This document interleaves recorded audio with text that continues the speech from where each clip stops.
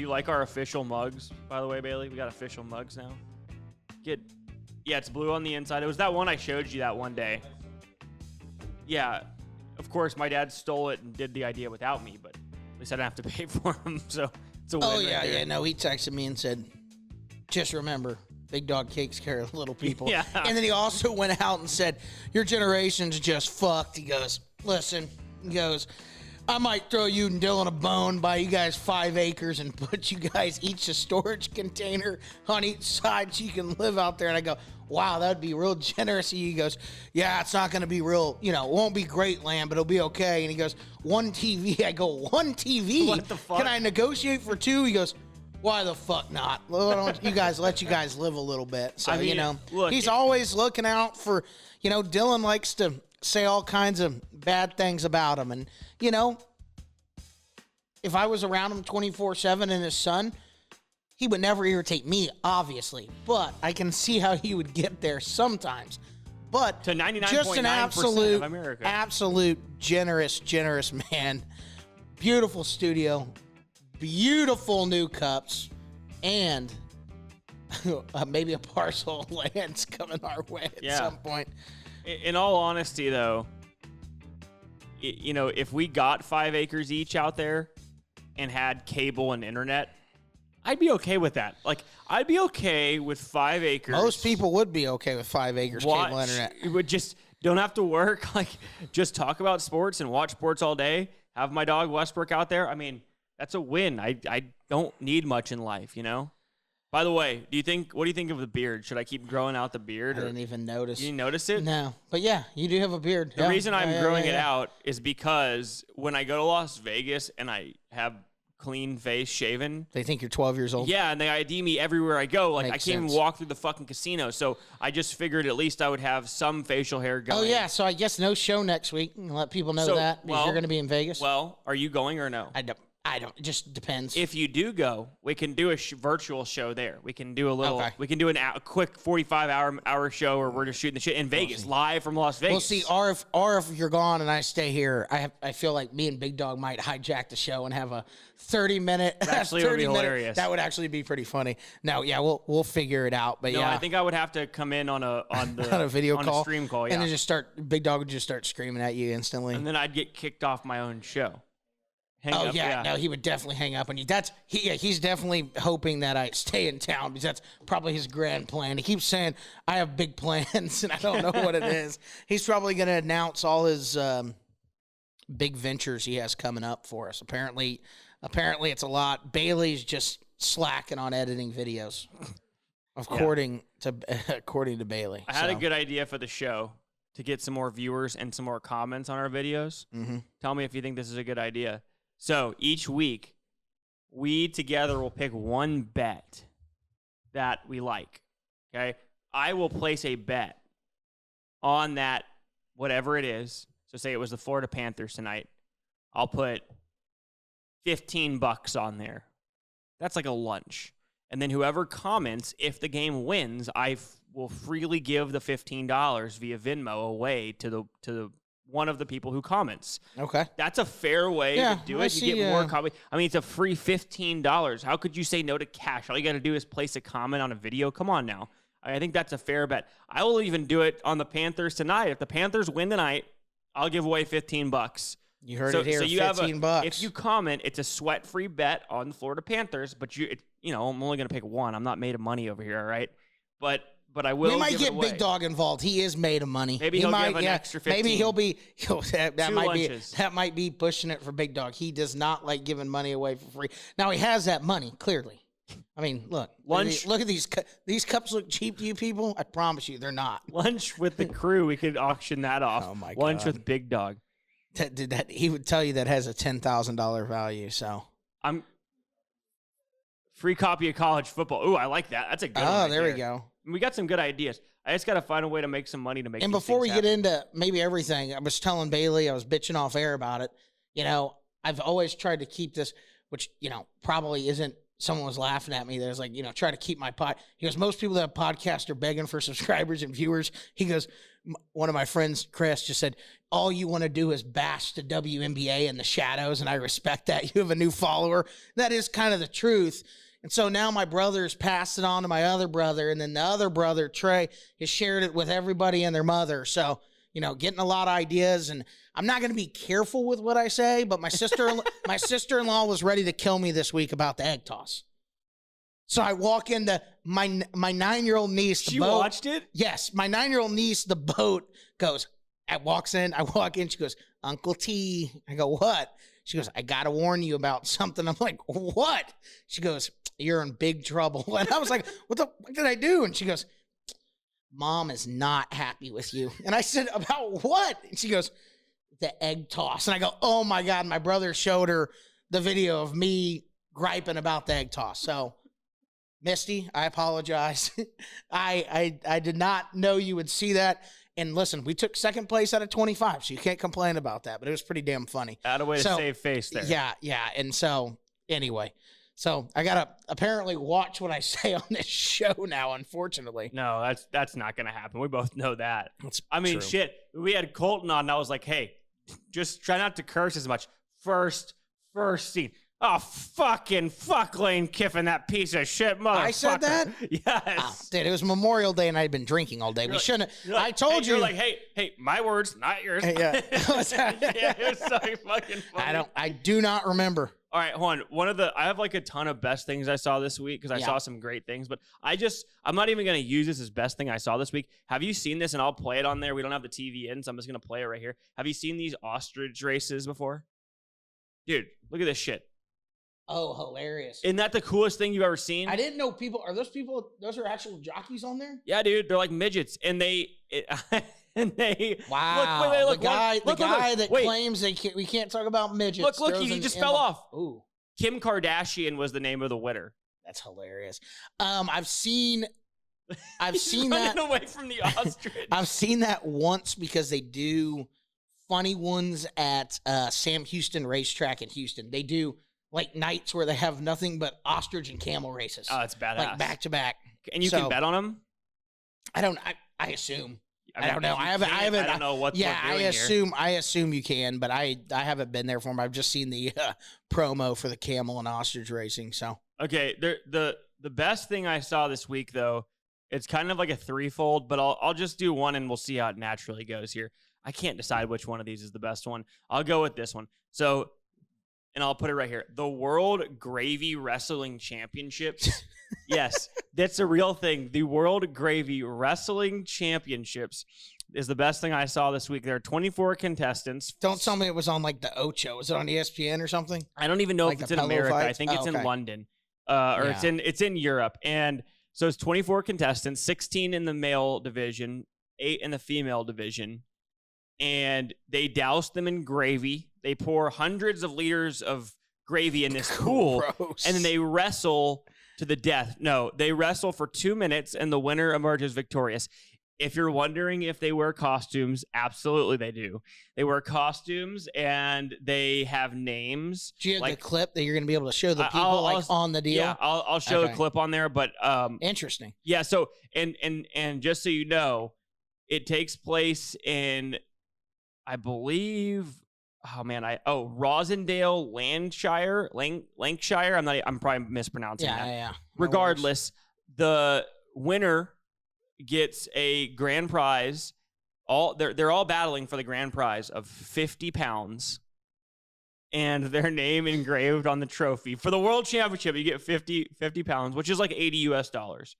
And just so everybody is clear at home, Rain Gravy took home the men's title, and backup Bavarian conquered the women's division. So that is the best thing I saw this week. It was phenomenal, and I did have to go searching for it. I'm not going to act like I just naturally saw that. I was looking for something interesting for best thing I saw this week. Would you, if the prize was $1,000, would you do that? No.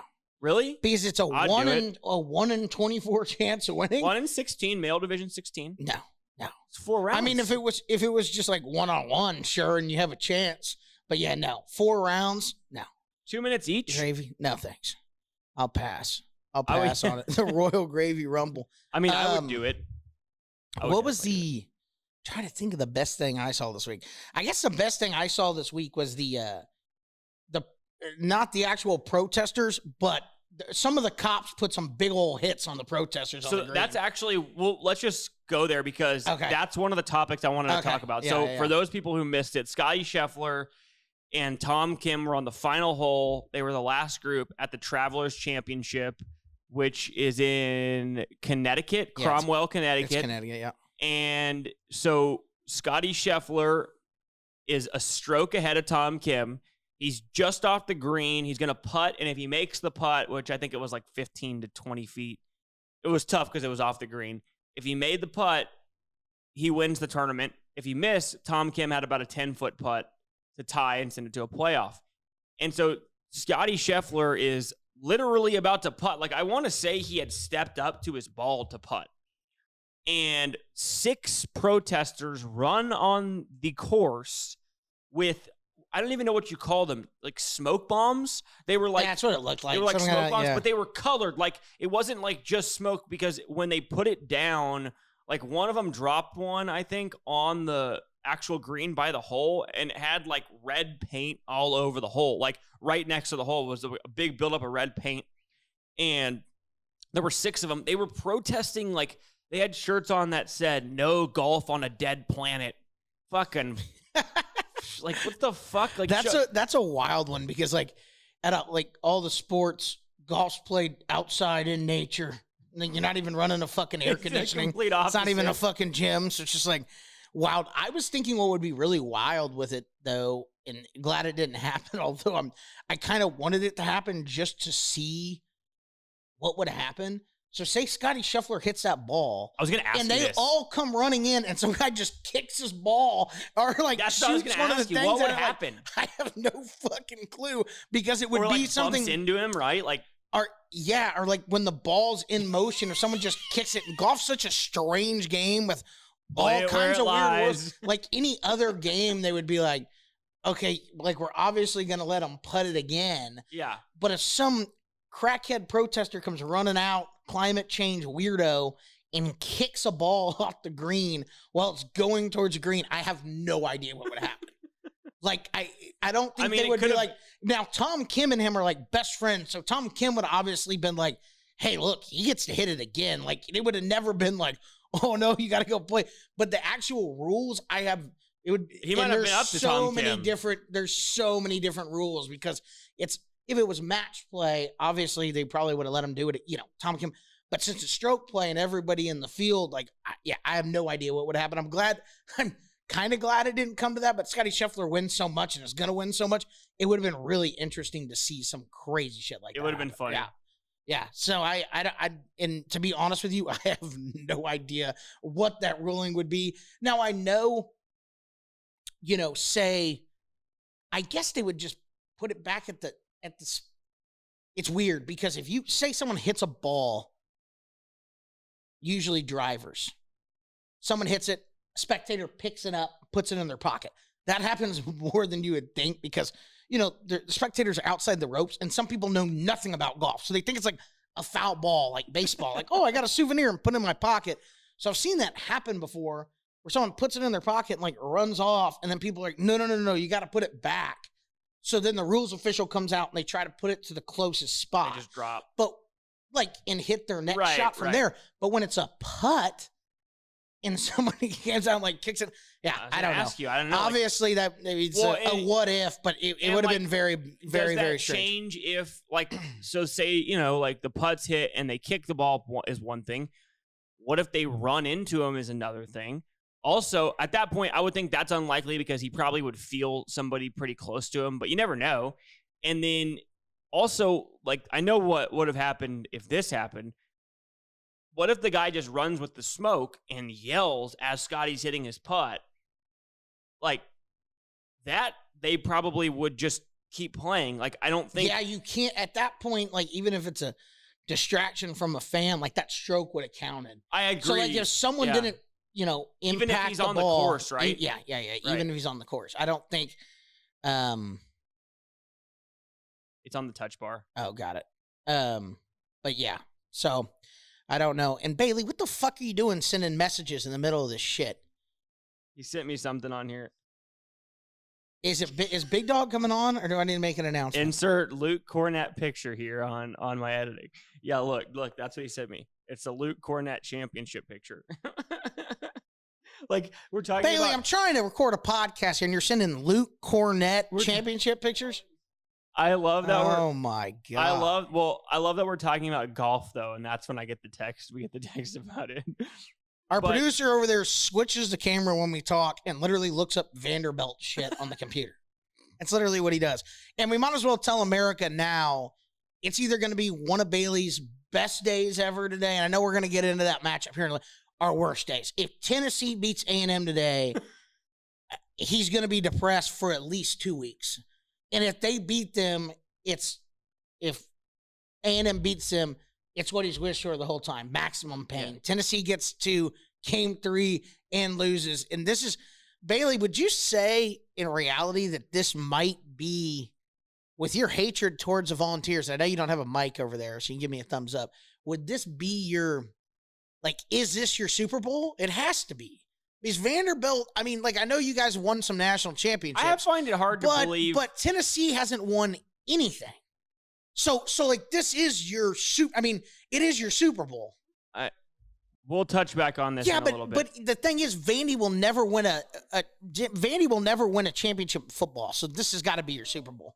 This is his Super Bowl. Don't give me They're never fucking winning a championship in football. Stop it. I do admire the dedication to, like, you know, being nervous or having your mood hinge on the loss of another team, because I can relate to that, like, 100%. Like, you know, if A&M football, like, I don't really care. Like, if baseball, like, I guess Bailey hates Tennessee, so I guess I'm kind of pulling for A&M, even though it's like a cardinal sin as a Longhorn fan. But if A&M was like in the national championship of football, playing like fucking Alabama, and I would never hear the end of it from A&M fans, I would be like on hands and knees praying that they lost. And so I can relate to the fact that, like, his total mood and, like, feelings and emotions and the whole range of, like, the human experience fall back on whether or not this fucking college baseball team loses tonight. Like, that's the beauty of sports right there, if nothing else. Anyway, yep. I want to get back real quick to Scottie Scheffler. He's got a lot of hate in his heart. I want to get back to Scottie Scheffler. You got hate in your heart, let it out. Clayton Bigsby. Yeah, I want to touch back on Scottie Scheffler real quick. So I want to give kudos, first of all, to the Cromwell Police Department, because that was the quickest response I've ever seen. They took down all 6 guys in like about 30 seconds. Scottie Scheffler was laughing. Tom Kim did not look happy until Scottie Scheffler started joking with him. But not only did they take him out, then they actually, I'm surprised as well that they didn't accidentally tackle Scottie Scheffler. That would have been fucking hilarious. But they were much better than the Louisville Police Department. The Cromwell Police Department. Shout out to the Cromwell Police Department in Connecticut. We're big supporters of the Blue here, okay? And if you're ever injured in an accident like that, remember, call the 4s. Love you, Jeff. Clock's ticking, though. We're going to be looking for a new sponsor soon. What's going to happen? 444-4444. We would plug Jeff. We'd plug you at every single segment. Every segment, we would give the number and a plug and a little swoop in. We're like big Jeff Davis guys. I'll put it on the screen right now where it goes shoo, shoo. But who would we go to if we didn't get Jeff, though? I'm not gonna. You were saying it before we got on here. I know. I mean, I don't want to. Is he not such a little fucking snake? Me? I mean, every time. I was gonna say Thomas. I mean, obviously it's Thomas J. Henry. That's the only other option we'd have, Jeff. But are you kidding me? We want you. Hold on. The only other option, Jim Adler, the Texas Hammer. Fuck the Texas Hammer. He's retired. The Texas Hammer is retired, and his son's a bitch. Bill Adler was the real deal. That other guy's a bitch. We're a Jeff Davis podcast here, okay? 444-4444. All right. I do agree with that. But Jeff Davis is San Antonio. Yeah, that's true. Thomas J. Henry started in Corpus. Yeah, and it's Jim Houston, Adler, San Antonio, Corpus, Jim Adler started in Houston. Jeff Davis, San Antonio through and through. We are a San Antonio podcast. Yeah, so the Force. But you do say the clock's ticking. Then we need to hear something soon. We're going to need to hear something soon. You're running out of time. Running out of That's time, like Jeff. Curb Your Enthusiasm, where he gives the ultimatum. You have 3 days. 3 days. You have 3 days to No, we're decide. going to give him more time than that. We'll give him until football season. I think that's he fair. can get on board with this. I mean, I'm your nephew is one of my best friends in the world. Yeah. And so I think it'd be a great fit here. Just saying. Although we got some other sponsors in the works here, by the way. Yeah. Big sponsors. Big. Although I will say that everybody that watched my WNBA clip that my brother sent out goes, love the podcast, but can't really share it with anybody from work because I think I'll be fired. And I was like, well, that's fair. But listen, if you're looking for a little bit of an edgy, I can't, and I'm not going to put words in his mouth. I don't think Jeff Davis is a huge women's sports guy. So as long as he's not a huge women's sports guy, he's fine. You're not going to have a problem with the show. I do like, we are kind of Pat McAfee-esque in how we approach things, I will say. I was watching him, and they just have no shame about just completely shitting on the WNBA people who are against Caitlin Clark because they're just delusional. Yeah. But anyway. Shout out Angel Reese, 88-87. What a win.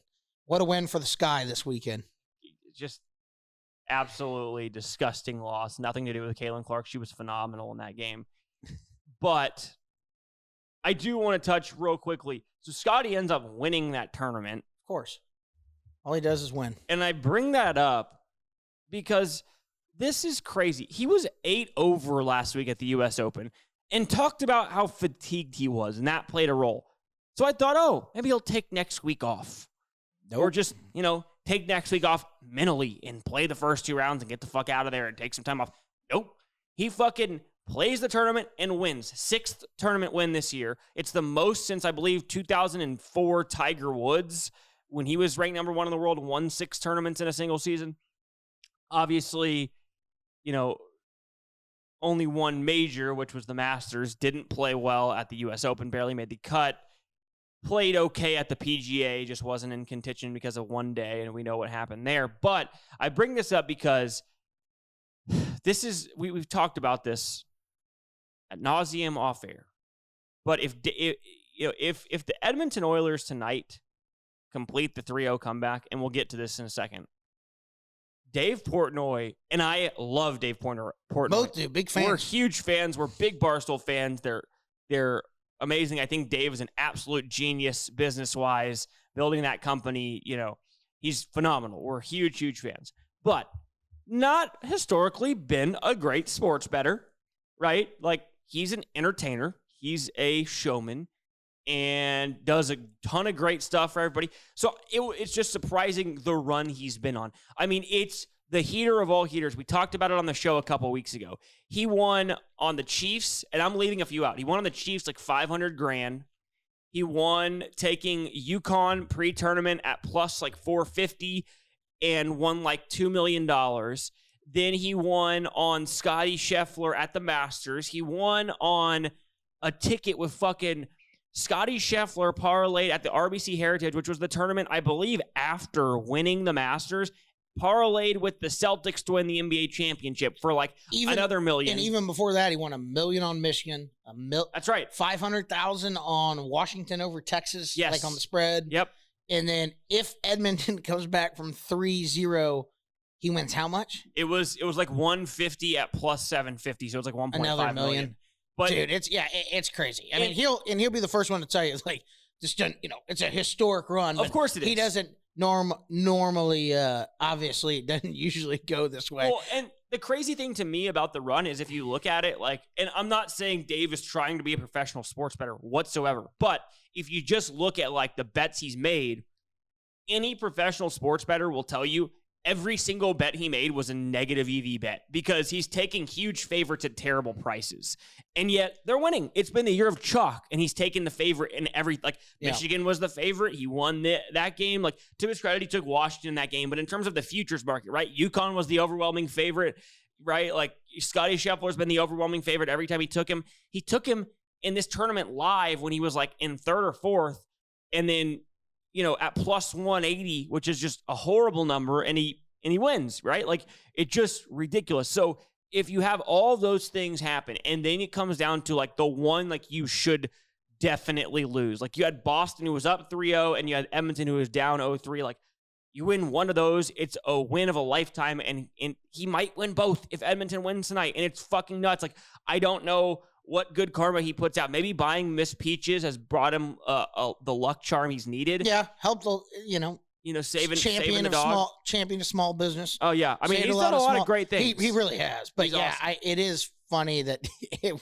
we always joke, was like, well, maybe Portnoy did sell his soul to the devil, but he bought his company back for $1. But he is funny. He's like, guys, yes, I bought this company back for $1, but this company's losing $12 million a year right now. Now he flipped it around. Now we're making money. Of course, because you got to deal with DraftKings like he knew he would do and all that stuff. But and I think if he sells the company ever, doesn't Penn get like a certain amount of money? They get half of it, but he's like, he'll never sell it. He's like, and if I don't have kids, it's going to Big Cat and Kevin's kids and whatever. It's like, it's staying in-house forever, and which is so cool. But yeah, I mean, it's a run of a lifetime. If Edmonton comes back from 3-0 down, and anybody that knows hockey will tell you that Edmonton's a good team, but on paper, Florida's a better team. That's why they're favorites coming in the Stanley Cup. So if a team that is worse on paper comes back from 3-0, it would be pretty wild. So, yeah. And it could definitely happen. It's looking like it. Well, it's looking like it might. I want to go into that real quick. The last thing I just want to bring up, stemming from the Scottiescheffler, not incident, but the end of the Travelers Championship, where the fans ran on the field. I wanted to get into a little bit of, like, fans running on the field moments.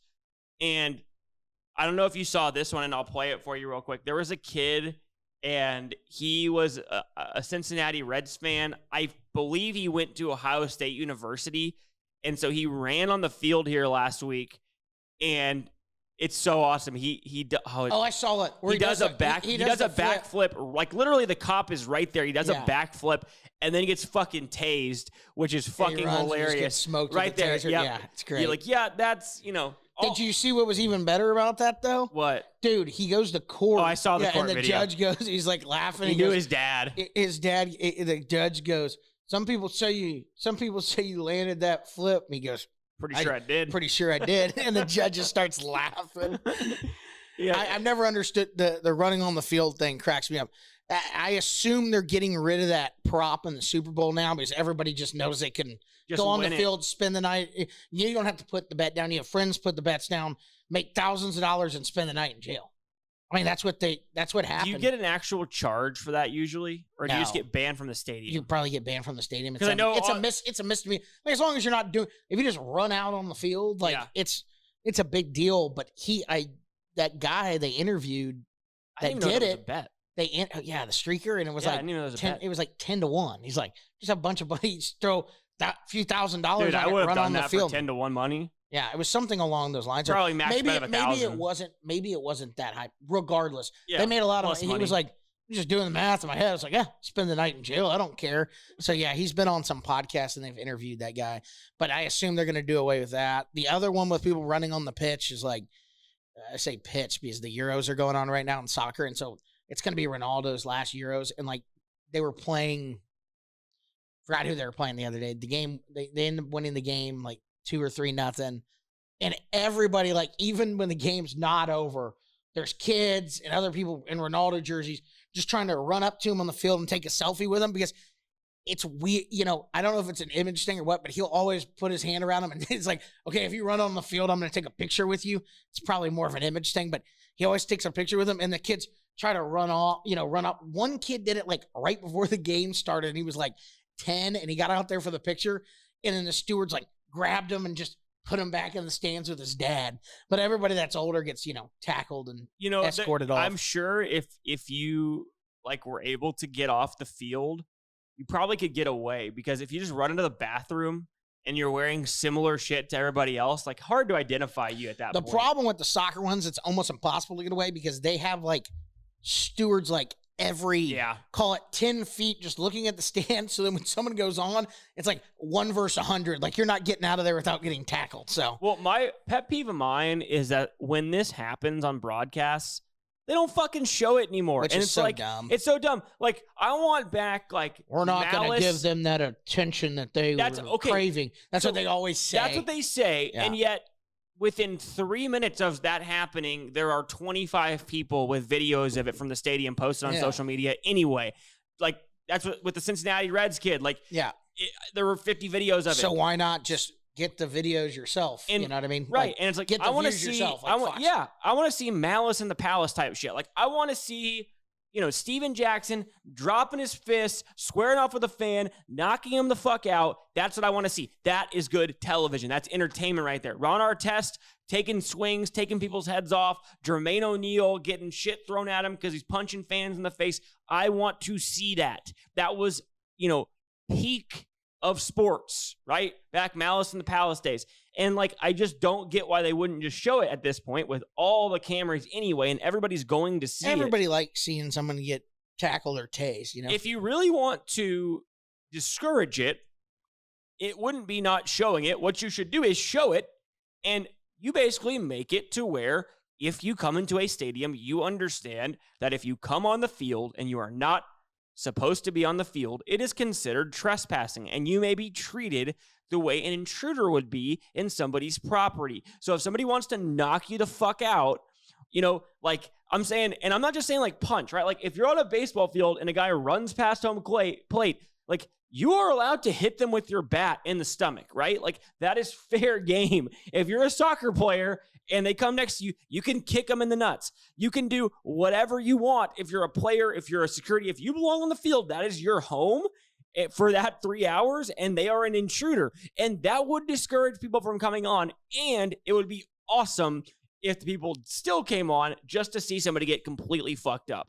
That would be fucking badass. That's what I want to see. That's my that would be pretty funny. Yeah, I would enjoy that. I mean, I'm fine with just a good old taser in the back. Just seeing someone get tased and just face plant's always good. Like I agree with that. It's funny you always people go on there. I don't think they really, obviously most of them are drunk or whatever, but normally they never really expect when they get tased to just drop fucking 3,000 volts to the face, right? Like that's quite a bit of electricity. Now you always get that one, big drunk dude who it takes 4 tasers and he just will not go down, but that's the rarity. It's like the Hangover. Yeah, no, that's exactly what it is. Yes. Feel the power. In the face. I guess let's talk, because this is the biggest part of tonight. I may not even have this out by the time the game happens, but it's important to talk about. This is what we live for in sports. Game 7 of a championship series. It's the Stanley Cup final. Panthers were up 3-0 and have blown the lead.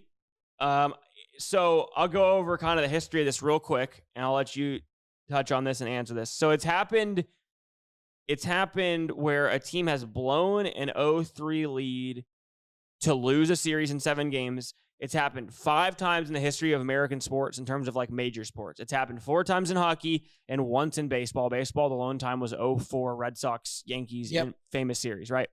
Hockey has happened more than any other sport. So I'll ask you this. Would this be, which of these is a bigger choke job?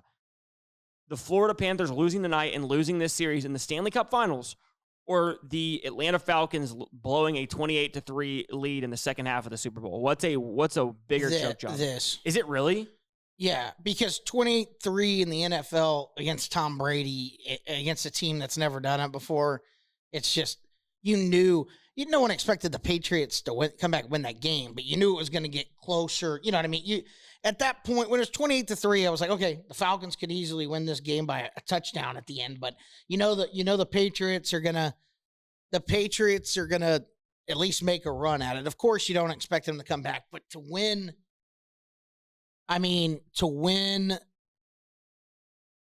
4 straight games when you're an inferior team, most people believe, is insane.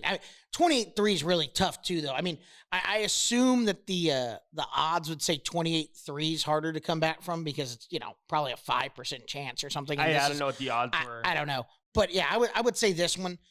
The reason it happens in hockey though is because goaltenders can get hot, right? So if you have a goalie that starts playing well, you win 2 games. If goaltender's playing well, and then you steal a third, in a close game. You can come back come back and win a series, and it looks like that could happen. I'm sticking with the Panthers. I'm saying Dave Portnoy's streak ends tonight. And because I picked Panthers to win the whole thing. So, actually, you know what? I should just pick Edmonton so the Panthers can win. That's what I was saying. Yeah, okay. I picked Edmonton. No, I don't. I'll stick with the Panthers. I have the Panthers since the second round of the playoffs. I'm picking Edmonton. Yeah, they have all the momentum. I'm not going to bet you because you won't pay me my Diet Pepsi because you owe me for 5 weeks now. You got to bring that. And he forgets every single time. You only bring that up on the podcast. That's right. You haven't reminded me any other time. No, I have not. It's not my responsibility to remind you. It's your responsibility to remind yourself. I'm going to buy you one Diet Pepsi because you kept the other 5 Diet Pepsis. It doesn't matter. You can do whatever you want with the Diet Pepsi. You're going to buy a 6-pack and bring it here. I'm going to buy a 6-pack. I'm going to give you one. And I'll take the other 5 home. Technically, I could take all 6 if I wanted to. Regardless, I would agree probably. I don't know. The only reason I would say in any other sport, blowing an 0-3 lead is more unlikely. But just the fact that it's happened in hockey 4 times before, and it's happened, I believe, twice in the last, since 2010. Yeah, it's happened twice. It happened, I think. One was the Kings, I think. Kings came back against the, was it the Canucks? Could have been. Maybe it was Canucks. No, it was the Sharks, wasn't it? San Jose Sharks. Maybe, yeah, I don't know. Regardless, I know that one was an 0-3, and they came back and won. It happened, I believe 4 other times or 3 other times. Now, I've heard a couple people say that this would be the first time it happened in the history of the Stanley Cup Final. Yeah. But I was looking on Wikipedia. Apparently, back in 1942, maybe it wasn't a 7-game series or something, but it said that it happened in 1942. Maybe they don't count that because it was so long ago. I have no idea. Regardless. Yeah, that's when it was. 42 is when it was the original 8. I think there was not many teams back then. Yeah. But it is interesting just to think about this from a mental perspective, right? So I looked up to see teams who had come back or, and forced a game 7. And it was 50-50 on the wins and losses? I saw it yesterday. For hockey, it's 5-4. Okay. Well, again, that's also including the 1942 one, so maybe it's 4. Maybe they were showing 4-4. Yeah, I don't know. But from what I saw on Wikipedia, 5-4. The team who had blown the lead was 5, and the team who was down was 4. In baseball, it's 1-1 because it happened in 2020. In the American League Championship, the Astros came back down 0-3 against the Rays, but then lost Game 7. And then the Red Sox came back and forced a Game 7 and won. In the NBA, it's 0-4. So in sports all time, then it's, 9, 10-5 to the team who actually blew the lead. I just thought that was interesting. I understand hockey is more even. But just from the mental perspective of sports, right? Okay, we've blown an 0-3 lead. You would think the team who blew the lead would have a losing record in those games, but they haven't. And I think part of that is the energy expended to come back in a series when you're down 0-3 like that. It's crazy, to even force a Game 7. We saw it in sports last year. The Celtics were down 0-3 to the Miami Heat. Came back and forced a Game 7, had a home game. They were 8.5 or 9-point favorites at home and lost the game outright to the Miami Heat. So I don't think, the reason I bring this up is I don't think the narrative of they've choked and all the pressure is on them now. Well, historically speaking, that's not actually been accurate. Historically speaking, the team who's blown the lead has actually won more than the team who has come back. That said, it does feel like in this series, it'd be one thing if the first 3 games were super close and then the next 3 games were super close or whatever. But, this was a complete flip. I think they said something through the first 2 games and the first 2 periods of Game 3 was 11-2 in favor of Florida. And then from that point on, it's something 15-3 or 15-4 in favor of Edmonton. It's just been a complete it was that 8-1 game or whatever. Yeah, that flipped the momentum for sure. For sure. But what's weird is when a team blows another team out like that in a playoff game, we saw that with the Mavs beating the Celtics in Game 4 by 38 and then they come out and lose game 5. Like, it is interesting that they were able to force this game. Is it because when we were watching, and you know hockey more than I do, but when we were watching, it sure felt like the Oilers were just overmatched. And that doesn't seem to be the case anymore, which is very odd to me. Is there like a schematic change? Like, what the fuck happened? I just think as soon as you go up 3-0, you know you're one win away from the cup. It's just a different feeling for those guys when you're like, okay, we win this game, we win the cup. And Edmonton's like, nothing to lose. Go out and skate hard and just put pucks on net. Try to win one game at a time, but you're down 3-0, right? You're supposed to lose. The pressure is just gone. You don't want to get swept, obviously, but at that point, it really, people don't want to get swept. I get it, but it really doesn't matter. It's like, go out, play as hard as you can to win a game. When you win game 4, 8-1, or whatever the fuck it is, it's like, okay, guys, we kicked their ass. I know it's just one game, but don't let us get this game 5, and then we come home, and then we're going to be favored in game 6. I mean, it's just, it can happen quick, man. The momentum's definitely changed. My buddy that knows hockey way better than me, played in college, was like, he said, I told my son, he goes, if they could just crush them one of these games, he goes, it's weird how momentum can flip in hockey. It's not like in basketball where it's like you lose by 30 and you're like, whatever, who fucking cares? We're going to go. Yeah, we're going to go home. And, it's what it really did was Bobrovsky gave up 5 goals that game, and then his confidence was shot. It would have been different if the backup was in there and they lost 8-1, right? But he gives up 5 goals, and then Edmonton's thinking, hey, we can get pucks by this guy. He was playing out of his mind, but we can score on him. So that's what happened. It's just a mind change flip, and we'll see. I mean, does he have a good game tonight? He's a great goalie. You would think so. I mean, it's hard to know on the mental side. I don't know. I think he'll play well. I think Florida wins tonight, but like I said, who knows? It really is a coin toss game. I mean, I've heard a lot of sharp people saying Florida's going to win just because they are the better team. But I mean, Edmonton, it's one hockey game, man. It's one bounce of the puck. Puck goes off, skate weird, goes in. Anything can happen. A lot of variance you get it in to hockey. Game 7. Yeah, hockey. There's a lot of variance. Certain things can happen. They got fucked. That offsides, dude. It's not the spirit of the game. I mean, sure, he could have. It could have been a half-inch offsides, but when you do that, and it's the same thing with soccer. Like, soccer purists are like, they're so tired of this, VAR where it shows like, oh, his knee was a half centimeter offside, no goal. Like, that's not the spirit of the. It was like, it used to be like, okay, if you're a half step or like a quarter of a step off, like you're offside, but you measuring this down to the centimeter is not, the spirit of the game. Same with hockey. Like 5 years ago when that play is not reviewable, it's like, okay, there's never a chance that they look at that, slow it down to that, level and just say, oh, he's offside by a half an inch, no goal. That's why you saw Florida's coach lose his fucking mind. It's like, we're sitting here looking at this and you're going to disallow a goal because of that, it's bullshit. Like no hockey purist likes that. The Edmonton fans like it, but no one really likes it. Well, and that really could have changed. I know Florida hadn't been great on the power play, but it would have been 2-1 and they would have been on a power play right there because if you challenge and lose a challenge, you get a power play. So it was a huge call. And then it's the same thing in baseball, man. It's like the spirit of the reviews. Like, we've talked about it in basketball where it's like, clearly a foul, and then the ball goes off the guy that was fouled, and they have to give it to the other team. Like, if you're going to look at that, you have to be able to call a foul there. Like, hey, we missed a foul. That's why it was out of bounds on him. Right. Baseball, same thing. You're sliding in the second, you beat the ball by a half a second, and the guy holds a tag on you, and they slow it down frame by frame and see, oh, actually, for one split second, both of his cleats are off the bag. He's out. Like, you don't want that in review. Right. So I don't know what the solution for it is, but anyway, we'll see what happens tonight. It's been a great series.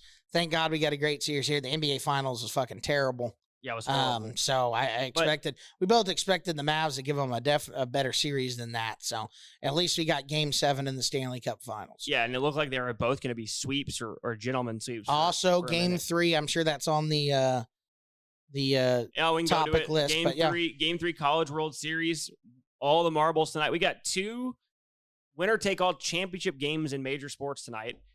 This one, obviously, in college baseball. We had A&M win Game 1. I believe it was 8-5. And then Game 2, Tennessee was actually down 1-0 in the 7th. Yeah. And they hit a 2-run home run to take the lead, and then added a 2-run home run in the top of the 9th to make it 4-1, and that's how the game ended. A&M actually did get 2 guys on base. It was first and second with no outs, and then Tennessee put like their stud closer in, and he got him out of the jam. Like he's almost like, he basically is unhittable. Is what it sure looked like that. I'll tell you. I mean, Bailey's that was a shaking his head. Vanderbilt can hit him. It's a tough situation for him to come into, and to not give up a single run was pretty impressive. But I don't know who's pitching tonight. I have no idea. I do know that Tennessee feels like the most talented team, and A&M feels like the team that just like is the most disciplined and does the right thing. And it just feels like if Tennessee doesn't fuck up tonight, they win. If they do fuck up, then A&M will be disciplined enough to win. I've been putting a lot of thought in this, and I haven't been watching too much of it this year. Definitely going to be watching tonight. I think, and I can't believe I say this, I really can't. I think I'm cheering for the Aggies, and here's my reason why. Bailey's mental health, number one. I don't know if he'll be here with us if Tennessee wins. He's going to get bombarded by text messages from his friends about Tennessee. And now they can die happy because they've fucking won something for the first time since Peyton Manning was there. Have they really not ever won? They won a national championship in football, didn't they? Yeah, but it was after him. Was it the Clausen brother, or who was it? I think it was. Oh, yeah, it was. Yeah. D. Martin? I forget the name. T. Martin. Oh, yeah, I think it is T. Martin. So anyway, they won something back in the 90s. But it was T. Martin, 1998. But anyway, so Bailey's mental health is number one. And then, I'm with you about A&M winning a national championship in football. That would be terrible. But I know a lot of good people that are Aggies, and I do too. They are good people. So it's one of those deals where it's like, I couldn't tolerate them winning a national championship in football, but they do put their heart and soul into this shit. Like, they really do. They're diehards. So them winning, there's a lot of Aggies that I know that could borderline die happy seeing them win something. So I'm going to swallow my pride. I'm going to root for Texas A&M to win the game tonight, mainly for Bailey's mental health. And then secondly, all the good Aggies I know out there. I'm sending my good thoughts to Aggies. Turner's not that good of a guy. He doesn't care that much about it. No, I really do. The Aggies, like I said, they put their heart. So I don't want them to ever win a football championship. We'll have that on the record. Okay. I don't want that. Yeah, they can win like women's basketball. Yeah. They're really good in track and field. They can have those, and they can have one baseball title in 50 years. That's fine. Let them have it. The sport that I wouldn't mind them winning the least in would actually be men's basketball. Only because I'm a huge Buzz Williams guy. Yeah. We both like Buzz Williams. So for that reason, I would root for the Aggies, because I like Buzz. But like you said, I will, and I'm a huge Longhorn fan. I know you're not, but you share mostly the same sentiments that I have towards A&M, which is we don't really normally root for them. But they're a Texas school. Bailey hates Tennessee. I guess I'm rooting for A&M. I said that.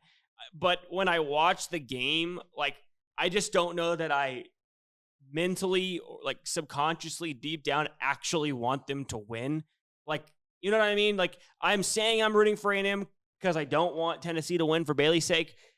But when I watch the game, it's really hard for me to be I want those guys in maroon to win. It's just it's not normal for me. I get it. But for Texas, we'll say for Texas. And it's SEC. It just means more, right, Bailey? Just means more. It does. I don't know.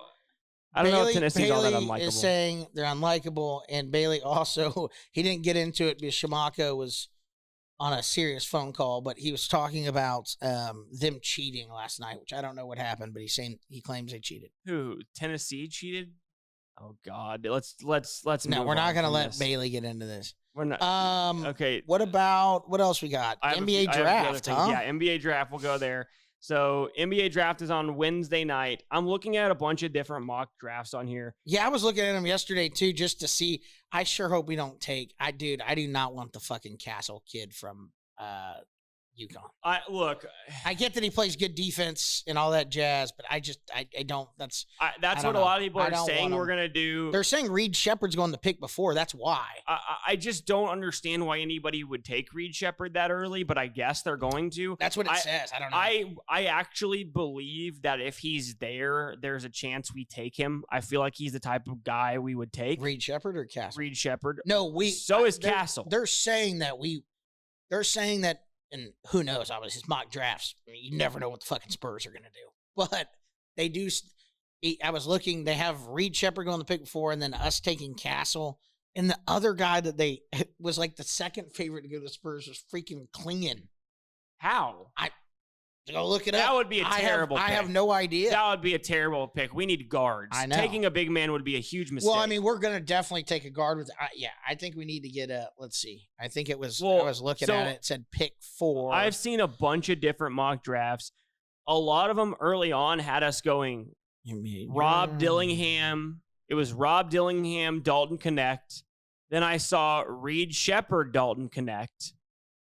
Now I saw Stephon Castle, Devin Carter. A lot of people are saying we're going to take Devin Carter from Providence at 8. At 8? Yeah, at 8. Okay, so here it is. So, yeah, they have Reed Shepherd minus 150 be the 3rd overall pick. Then the 4th, and sorry, I was wrong. They have Klingon plus 275 for being the 3rd overall pick. And then it's Castle's plus 140 to the Spurs. Mateus Buzzles, I don't know if I can say his name. Reed Shepherd are both plus 350 for the Spurs. And then Donovan Klingon is 10-1. He's the 4th option that we have there, which is crazy. Yeah, I don't even think he'll be there, but if he is, I'd be shocked if we took him. The only reason we'd take him is just for value of that pick. Well, apparently Klingon, it says, is not going. Oh, shit. Yeah, it's saying he could go number 1. That's so crazy. Dude, yeah, I see different mock drafts. Like, I'm looking at one on the Ringer right now. They have him at 7, and others have him at 1. Like, well, that's how weird this draft is. Yeah. Because no one knows. Yeah, the guy, such a weird. all I'll say is this. The guy I do not want above all else is Cody Williams. I don't care. I care who we take, but I care less about who we take as long as we don't take Cody Williams. It looks like the only place we could take him is at 8, it looks like. Dude, you don't think that the same GM that took Josh Primo in the lottery would take Cody Williams at 4, knowing he's probably going to be there at 8? Like, it would just be the worst pick. He was so bad this year.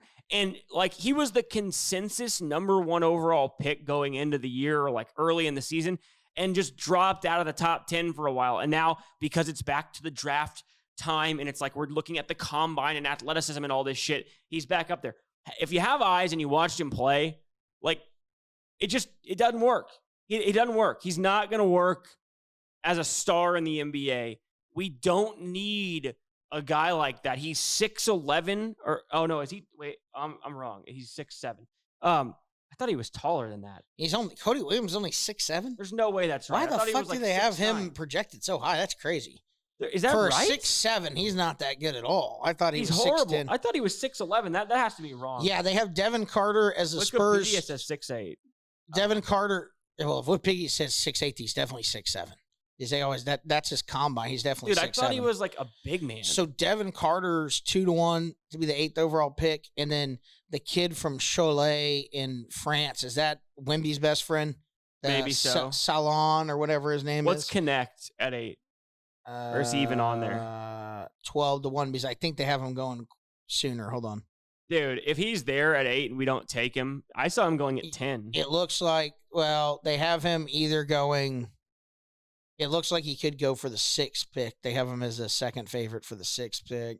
So, yeah, it'll be interesting. Well, like you said, trying to figure out who's going to go where in this draft is just, I think you're absolutely guessing. I think this draft will actually be the most entertaining to watch from an entertainment perspective because you're going to have no clue, literally no clue in the first 15 picks where anybody's going. Like, rarely do you have a draft where you have somebody projected to go number 1 in one mock draft and number 7 in another mock draft. The only time we see something like that is when, like, it's not even projections. It's like when the Cavs go out of nowhere and take Anthony Bennett number 1 overall. But that's just like one team doing a stupid thing. But overall, in general, all these guys, like, you could bounce if you just ordered a list, like if you just randomized the top 10 guys and just put them in a randomizer and clicked, and they all go to different teams. Nothing in that would surprise me. Like, if you sent me something that said, like, this is who everybody took, it wouldn't shock me whatsoever, because none of these guys are proven. None of these guys are locks to be superstars. There's like 10 or 11 guys who I think are like upper echelon guys, but you know, it's actually the wrong draft to have 2 top lottery picks. I thought that the Jacoby Walter guy was going to go earlier than they have him projected at 15.5, like right in the middle of the first round. I thought they had him projected higher. Do you think there's any chance Ronnie James doesn't get drafted? I would say there's a chance. I'm looking at it right here. It says over under 44.5 pick. Dude, That's fucking crazy. I think he's gonna go to the Lakers with their second round pick, right? That's 55. The only reason they think that might not happen is because if a team thinks that they are dead set on getting him and LeBron is like making it a demand, somebody else takes him in order to leverage them into trading him or to be able to get LeBron to move there. Well, I don't think Bron's going anywhere now that they got JJ Reddick. That was no, they're definitely not. But they could definitely leverage it for a trade because then there's nothing you can do. I mean, if you didn't like anybody, just like, oh, we'll take Ronnie James. Yeah, I mean, it's like but it is kind of just ridiculous to me that we are going to fucking allow. This is sports to me at this level in terms of players is almost free of nepotism, right? Like, most jobs in the world are not. Even coaching is not. Coaching definitely is not. But players, for the most part, like the only person I could tell you legitimately that is a product of nepotism in the NBA over the last 10 years, and maybe there's more, is Austin Rivers. That's it. And Austin Rivers was still a pro. He was a pro. But getting the contracts that he did and getting the multiple shots that he did despite being a very poor NBA player just because his dad was there and trading assets to get his son there, like, that was nepotism for sure. But beyond that, just like a guy being in the NBA who doesn't belong, we've never seen that before. Right? Am I wrong? Have we ever seen that? This guy. I mean, I'd have to think about it, but yeah, I mean, I don't think so. Nothing like this. There are NBA scouts. I mean, the thing about it is, though, and people could say this isn't the case, but I believed it to be the case. If it was Michael Jordan we were talking about, and his kid was on the, like, I agree. I don't think Bronny James is very good, but if you could call it like a fringe NBA player, and Michael Jordan was playing for the fucking Wizards and whatever it may be, and he was like, hey, I want you to draft my son, they would have drafted his fucking son for him. And I think the Lakers are going to do the same thing for LeBron. Dude, I don't know.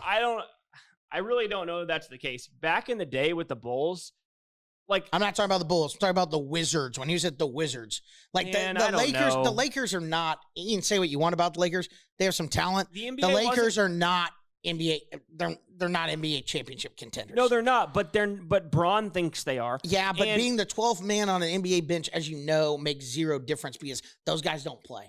Guys 11 and 12 do not play in NBA games. It matters to the guy who's not in the league with that spot because he's in there. It matters to him. That's a huge paycheck difference. But it doesn't. I mean, that at that point, it doesn't matter. They're just going to do whatever winning. But for LeBron you James, could also argue, whatever LeBron James wants. Since it doesn't matter, it's actually counterproductive because I don't believe that people on that roster, especially guys who are lower level players, are going to be happy about that.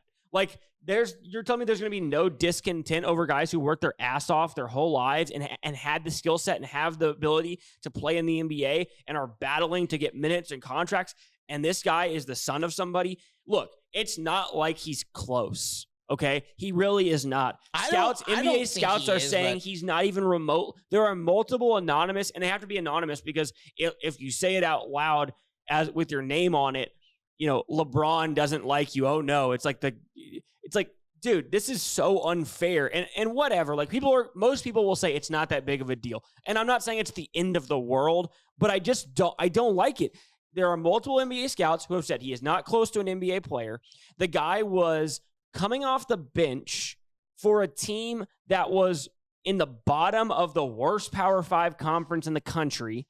No disrespect to Bill Walton, Conference of Champions. However, He was averaging 4 points a game, playing for a bad team and playing 18 minutes a game to go straight to the NBA. The only guys who that happens to are like freak athletes or guys who have been like, okay, this guy is going to be a pro. He's just going to college because he has to, right? Like Jeremy Sohan didn't start for Baylor, but he was a guy who everybody knew was going to be a top pick, even though I don't think he's very good.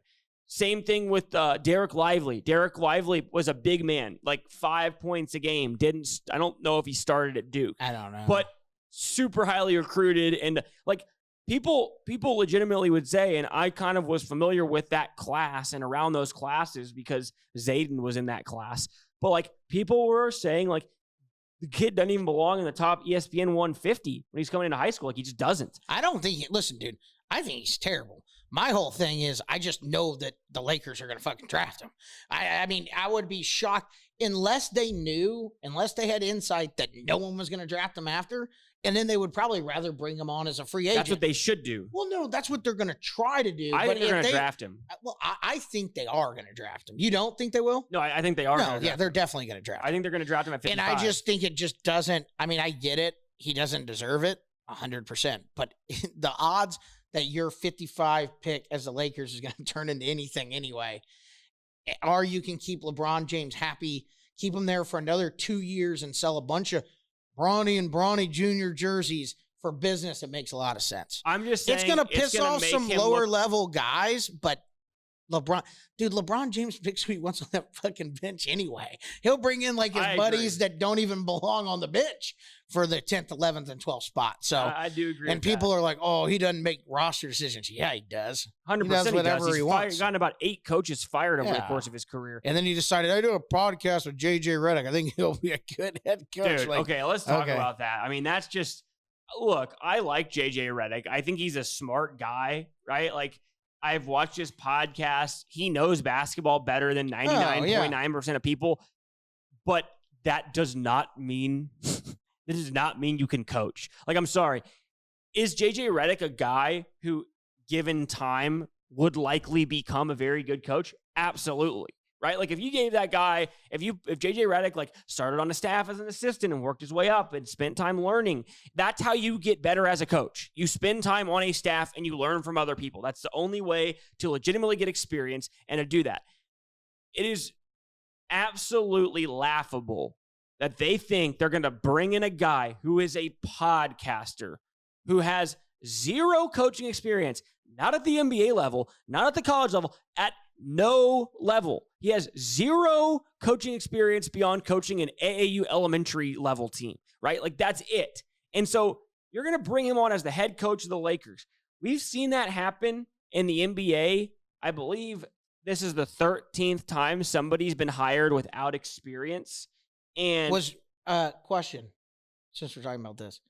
Greg Popovich was the GM turned coach. Did he coach? Yeah, but he was a coach. GM? Yeah. Okay, I didn't know that. I didn't know if he was front office. No, he was the coach. He was the head coach at Claremont McKenna, where Shelby played in. How was it? I can't remember. I believe it was Claremont. It might have been Pomona. It's either those are the rivals. It's Claremont McKenna and Pomona. They're Division III schools in California. No, he coached low level and worked his way up for a while. Got it. Then got a front office gig. And then took over the head coaching job. So no, he was a coach at least. He was a coach at multiple different levels before that. But you look at the guys. So the guys who have had zero coaching experience anywhere, and then became head coaches. There's only one who's ever won a championship, and that's Steve Kerr. Steve Kerr, obviously super successful. I think Steve Kerr is one of the best coaches out there. Not saying that not saying J.J. Reddick couldn't have that happen. It's just very unlikely because so Steve Kerr and Larry Bird are the only two who have been successful, who had no coaching experience and then became head coaches. However, the thing that they both had in common, both of those guys spent 5+ years in the front office. So they still were around coaches. They were around the game for 5+ years in an NBA organization beyond just being a player, and then took over. Also, like Larry Bird might not be the same because he didn't have as good of a team, but Steve Kerr inherited like a team that was already perennial playoff contender and just took them the next step, right? And then they got KD, and those 2 years, it's like, yeah, I mean, like, pick your coach. It doesn't really matter, right? So Steve Kerr's a phenomenal coach. I'm a huge Steve Kerr fan. I love Steve Kerr. I'm just saying he got a very good situation, and he had front office experience. Larry Bird had front office experience, inherited what? I think he had inherited Reggie Miller in that group, right? He was coaching back when they lost to Jordan in that series in Game 7. And so, the rest of the guys have coached a combined 25 seasons. They include guys like Steve Nash and Jason Kidd. And when in their first job that they got as head coaches, they coached a combined 25 seasons and won a combined 3 playoff series. Everybody besides those 2 guys, Steve Kerr and Larry Bird, they won a ton combined, mostly Steve Kerr. So, like, that's ridiculous. Why would you make this move? Because LeBron James wanted it. He's done. What does it matter? It doesn't matter. But I'm just telling you why they made the move. I know, but I'm saying, why would they do that? I don't know. Because that's what Jeannie Buss runs a team. LeBron James gets what LeBron James wants. They lost in 5 games to the Denver Nuggets. Speaking of crazy basketball shit, here we go. Scottie Barnes inked a 5-year maximum rookie extension that's going to be worth $270 million. So Scottie Barnes is going to be making $54 million a year. Congrats, Scotty. Dude. 54 and a half. How could I short him the half? You sent me that contract. Yeah. That is absurd. Absurd. Scotty.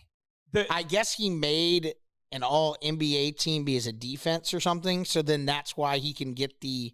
Dude, those stipulations are so stupid. Or should he make all defensive? Yeah, I'm sure that's what bonuses.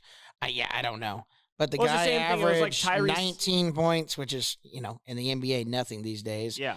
8 rebounds, 6 assists. I mean, he's a good all-around player, right? And I have nothing against Scottie Barnes, but the fact that he's making $50-something million is just, they're saying that when Wemby signs his first Supermax, he's going to be making close to like 80 to 85 million a year.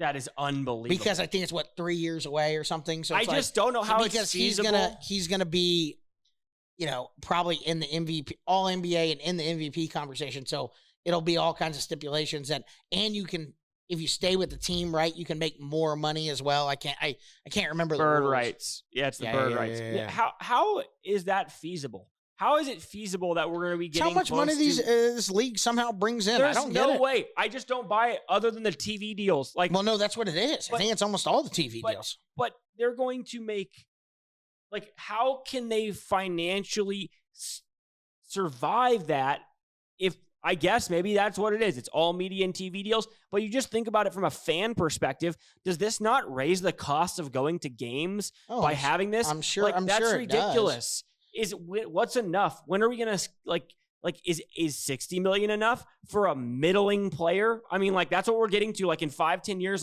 middling players are gonna get $45-50 million a year, really, to be in the NBA. What did Pascal Siakam got? What, 50 million? It was 45. Yeah. So if he's you combine second best player on his team, I mean, technically, speaking, Pascal Siakam and Tyrese Halliburton, who have combined to play in 0 NBA championships. I'm sorry, Pascal Siakam did win a championship as the 3rd option, 4th option. Regardless, those 2 guys on the Indiana Pacers make more combined money than Josh Allen and Patrick Mahomes. That's absurd. Per year, Pascal Siakam and Tyrese Halliburton make more money than Josh Allen and Patrick Mahomes. Yep. That is ridiculous. Crazy. I mean, it's so out of control. I don't even know where this goes from here. I really don't. Just going to keep going up. I guess. I mean, that's what we're going to see with quarterbacks too. We don't see it as much around the NFL. It is going up. And the reason also that these NBA teams can pay these players that much is because of great sponsors like Jeff Davis. 444-4444. There you go. Thank Love you, Jeff. Another plug. Look at that. Thank you. I just automatic can do it at any moment. Yeah, you're a natural sponsor plug right there. Let's see here. I don't really know what else we have. We've got the Olympics coming up. I know we're in Olympic trials right now. Man, this is a down time in sports here. Yeah, Big Dog has big news, folks. I don't know if he's coming. You know, is he coming on the show today? Man of mystery. He may be coming on. He may not be coming on today. We're almost done. I know. So maybe he's saving it, but he's got a lot of stuff coming. He needed me to, let you guys know. Field goal kicking, big technology with his hibernation pill coming where you can just go to sleep for 3 months and wake up for preseason football. I do like that. Yeah, that's a big one. Oh, actually, sorry, I guess it's only 2 months away for football, really, at this point, right? We have a college countdown. College football I saw was 60 days away the other day. So we're less we have week 0 in 60 days. Yep. So Big Dog is up to some big things. I don't know when he's coming on. By the way, I forgot to tell you fucking hilarious thing yesterday. So I'm sitting in Blanco in the room to the right, in my room, and I was doing like a little workout. And so I'm laying on the ground doing like this ab workout, and I look up and I see like Bodie was like sitting over there and Wes was sitting there, and I just see like a line of drips of water coming out of the bathroom. And I was like, what the fuck is that? And so I go over and I'm like, Jude. And so I go in there and I look, and she is drinking out of the toilet. And it is that toilet, when you flush it, sometimes does not flush. It takes like it sounds like it's flushing, and then you leave and it doesn't flush all the way. She was trying to get the toilet paper out of there with shit in it, drinking out of the thing, and then walked and dripped it everywhere. So nasty. That dog is. What about her? Fucking genius. Oh, yeah. That's right. I mean, is that not the dumbest dog you've ever heard in your life? Listen, we've had this conversation with Big Dog. He knows my stance on Jude. Jude is kind of like Rain Man. She's a genius. She has her quirks, but she was trying to eat she also has some special tendencies. We'll just leave it at that. Some special tendencies. She was trying to eat a grasshopper under the chair the other day too, and Westbrook meanwhile is killing birds on a walk on a leash in the pitch black dark, fucking pulls me all the way off the leash and chomps down on a bird, then refuses to let go of it. The thing's squeaking and trying to get away, and she fucking breaks its neck and kills it. I had to like get her a treat so she dropped the bird in the middle of the street. She's looking at me right now.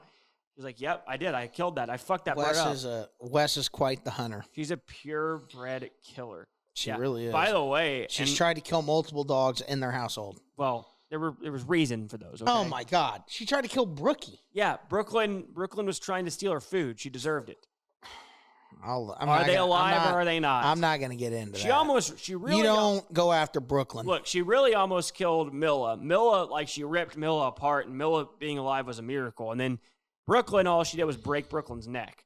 But they're both alive. Brooklyn just had her neck's kind of curved a little bit now.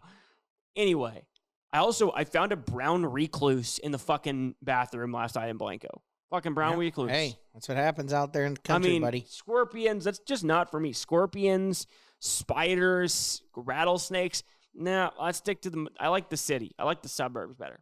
All right, we're about to get out of here. Just quick, fun little segment before we get out of here. Let's go through we'll do a way too early division winners. Way too early division winners for the NFL, and we'll go by betting odds here so we can get and we'll see how these change. We'll look at what we did now and we do later on. But all right, we'll start with my NFC East. We have the Philadelphia Eagles as a favorite, minus 145.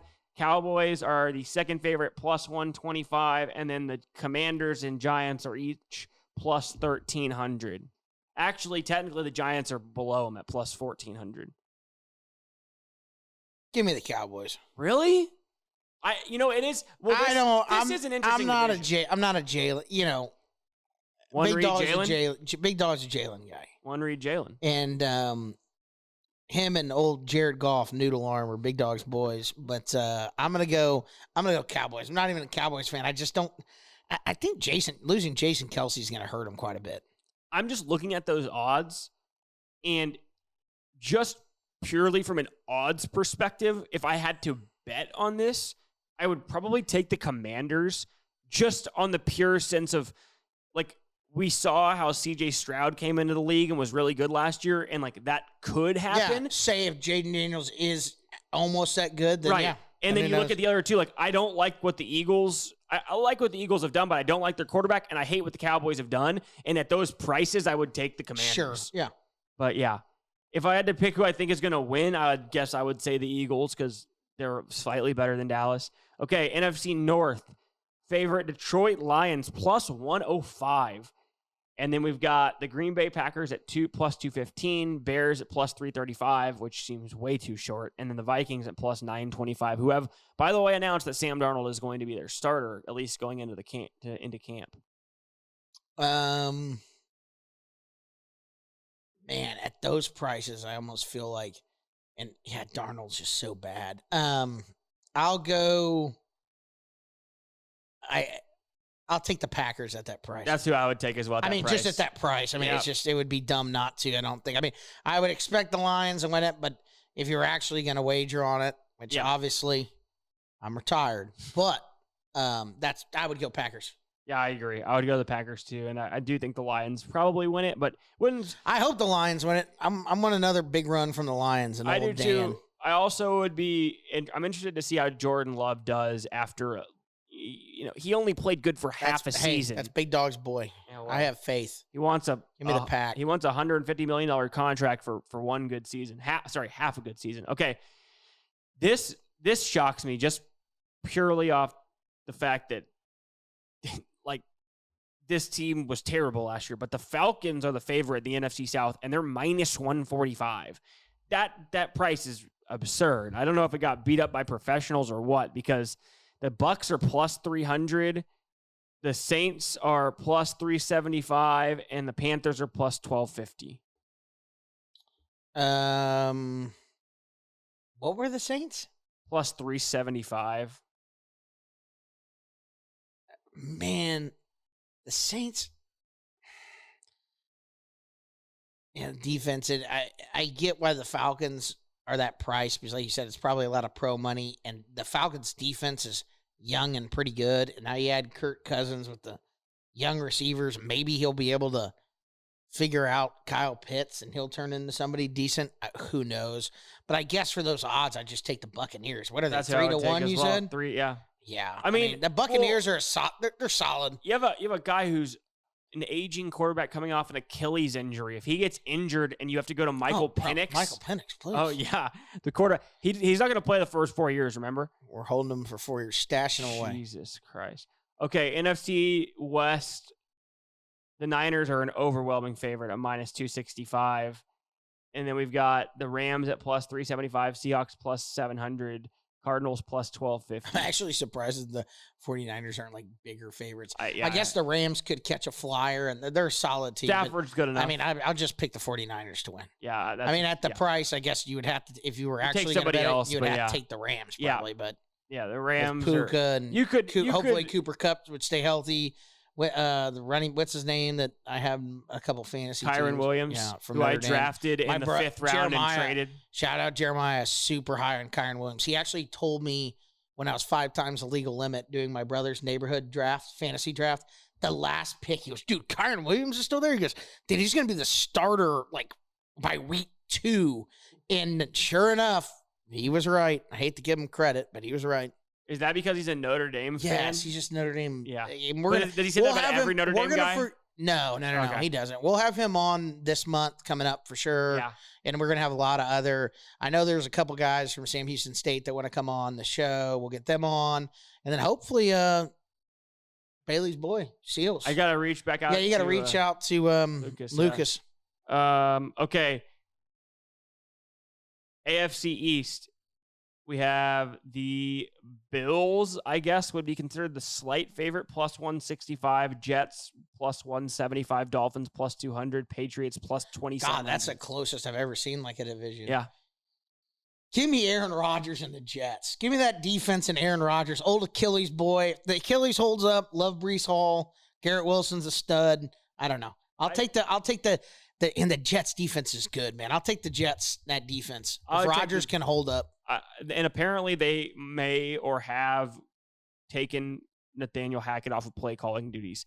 Oh, I forgot he was still there. Yeah, hinging on him not calling plays, I would take the Jets. Otherwise, I'll take the Dolphins. I will say, though, the difference with Hackett calling the plays with Aaron Rodgers is Aaron Rodgers can override anything at any time. I agree with that. So he can just be like, nah, I'm not running that. I'm going to do this. And Nathaniel Hackett doesn't care because that's his golden goose. He lets Aaron Rodgers do whatever he wants. I agree. He ain't gonna argue with him. But I do think that they were like, all right, enough is enough after last year. He's a terrible play caller. He's a terrible coach and a terrible play caller. Okay, last couple ones. AFC North, Ravens the big favorite, plus 125. Bengals not too far behind, plus 155. Browns 535. Steelers 625. Give me the Browns. Browns. Give me Deshaun Watson and that great defense. Right. The great defense on the Browns. Hope you're right for my Well, sake. the only issue is what's the deal with Chubb? Is he out like the year still after his leg got broken in half? They don't know. He might be back by the start of the year. I don't know. That defense is really good, and I could see them just at those odds. I mean, I don't think the Steelers. I think Russell Wilson sucks. I think you're going to see the Steelers go 500 or one game over, so Tomlin keeps that record intact. Yeah. And the Ravens are really good. They're going to have a bad year for that to happen. But I could see the Ravens having a down year. I would say the Bengals or the Browns. I guess I'll say the Bengals. Okay, I know you're going to pick the Texans in the AFC South. They're a minus 125 favorite. Bailey's picking the Titans. The Titans are 12-1. There you go, Bailey. Those are They are the worst. Those are some odds. Juicy odds, brother. I already told you the pick that I would make in this division a couple weeks ago, which is the Colts plus 350. I think Shane Steichen's really good, and with Anthony Richardson in that offense, if you were going to bet it, you would have to 350. I'm taking them. You would have to bet it that way. But there's no value in the Texans at minus 125. No. But yeah, Colts are a good team. And then the last one, AFC West division. We have the Kansas City Chiefs minus 350, the biggest favorites. The Chargers plus 350, the Raiders plus 1,200, and the Broncos plus 2,300. Give me the Chargers. Yeah, that's who I would take as well, just on the price. Although I actually think they might win this division. I don't believe that the Chiefs are going to have a great year. Do you think Kelsey's going to retire after this year or no? Is his contract up? No, they extended him all the way. Like he's got 3 years left on his contract, but they're heavy on the next 2 years. If they win the Super Bowl, he'll retire. They're not going to win a Super Bowl. But I don't think they will either. I'm just saying that's just one of those deals. He wins 3 in a row, and he's like, I'm done. Yeah. I just think that he's too preoccupied with the Taylor Swift stuff. He was on stage in costume as part of the act. Like for Taylor Swift? Yes, in Wembley at Wembley Stadium. Yeah, I mean, he's heavily invested with that. Good for him. Who cares? I mean, under that relationship lasting another 9 months. They're going to get married. Book it. Are they going to get divorced after they get married? Yeah, probably eventually. I think it holds on for a bit. I mean, I really have. They've been in the honeymoon phase for quite a long time. I have no idea about it, and I know Taylor Swift has dated her fair share of guys, which is fine. Don't come after me, Swifties. Big Taylor fan here. But no, I mean, I think they're going to end up getting married.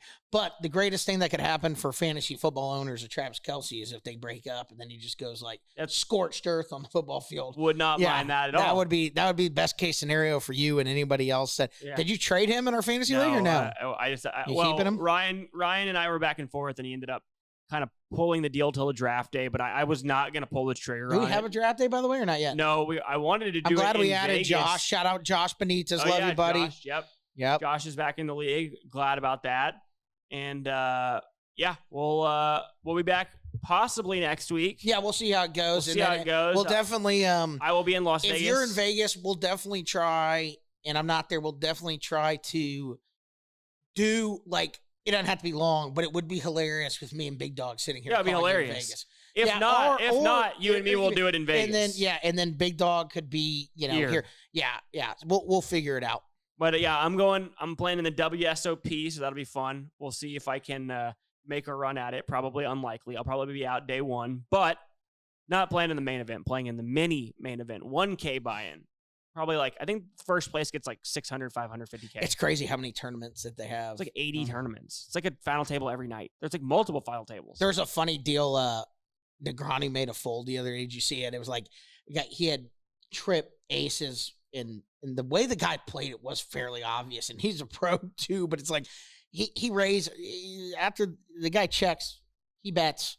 the guy mid-raises, and Daniel looks at him and was like, okay, well, this is, a weird thing to do. And so he calls, then, and then he jams on the river. He's like, he has to have, it's eights full. He has to have pocket eights, whatever.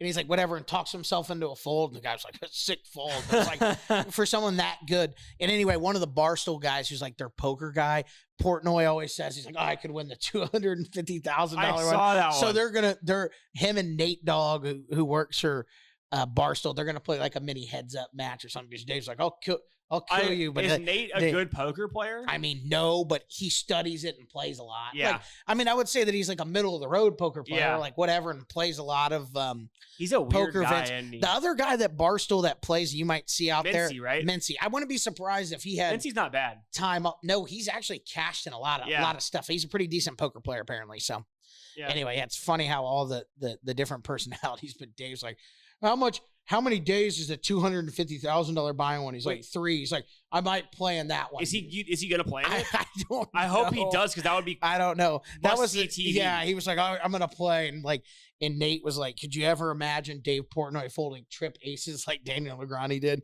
Because Portnoy was like, oh, it's all luck, whatever. Nate just does Portnoy actually know how to play poker? Like, is he apparently used to have a stint in the Poker Star days, like to make a few bucks when he was like building his company, but. I'm sure he knows how to play and is fine. But yeah, against those guys that are playing in the $250K tournament, no, he doesn't know how to play poker. So it would be funny to watch that. I bet he could probably get close to his buy-in paid for just putting shit on his hat and on his shirt by going on that. Yeah, but he just won't. He doesn't care. He won't do that. I mean, shit, the guy's won $7 million. Another funny thing he said was like, they were doing the rundown and he was telling Big Cat all the comments he gets after he wins. Like, you shouldn't be betting. Donate your money to charity. He's like, fuck you people. I saved 200 small businesses during COVID. Yeah. And he goes, I've lost way more than I've won gambling. And Big Cat's like dying laughing. He goes, I know, that's the greatest part. Like, everybody thinks that you're like up this money. He's like, no, that is not true. He goes, I'm on a historic run, but no, I'm not donating this money to charity. I wouldn't either. I've already saved 200 businesses and I'll continue to do, whatever. Plus, he already donates like all the money he gets from like Miss Peach's shit. He donates to all the animal shelters and stuff. Yeah. People are so ridiculous. Like, somebody gets famous and makes like money. They tell somebody what everything. To do. Like, get the fuck out of here. Like I wouldn't care. I could care less if he didn't donate a dime ever. He don't have to. He don't have to do anything he doesn't want to do. He made the money himself. He gets to keep his money. It's fine. I would donate to dog shelters too if I had the money, but he wouldn't have to do that. I mean, he can do whatever he wants. Yep. Anyway, big Barstool fan. Love Dave Portnoy. Obviously, gearing up for football season here. We'll talk about, we'll do football preview, all that. We'll have a bunch of guests, we also have a new betting channel that we're starting, gambling channel.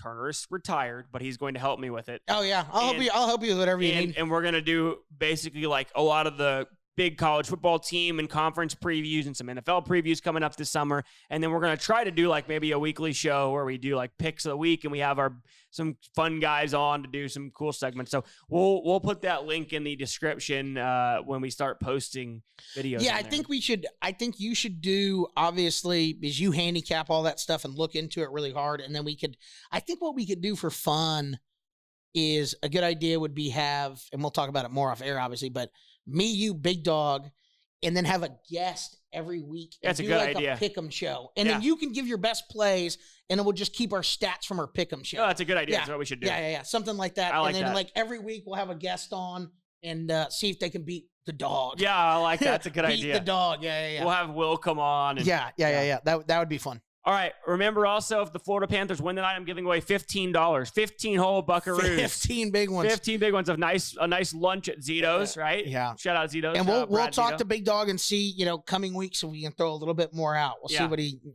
we'll see what Rich has to say about it. We can auction off here, but if not, if you comment below and the Florida Panthers win tonight, regardless of whether this video has come out yet, so you might already know that they've won.